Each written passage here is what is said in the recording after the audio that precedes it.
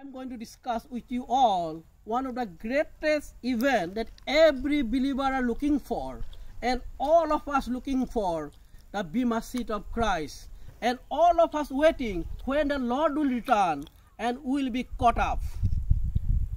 The church will caught up before the 7 year of tribulation period start, and the church will rapture and will be caught up, and right after we rapture from the earth, what will the event will take place? We are going to discuss about this incident. The incident we're going to take place is called Bema seat of Christ, and all of us looking for the day when we are going to meet our Lord on the sky. When we read Genesis, when we read 2 Corinthians chapter 5 verse 10, what is written here? For we must all appear before judgment seat of Christ, that each one of may receive the things done in the body according to what he has done, whether good or bad.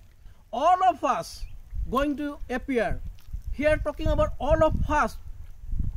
Who are those?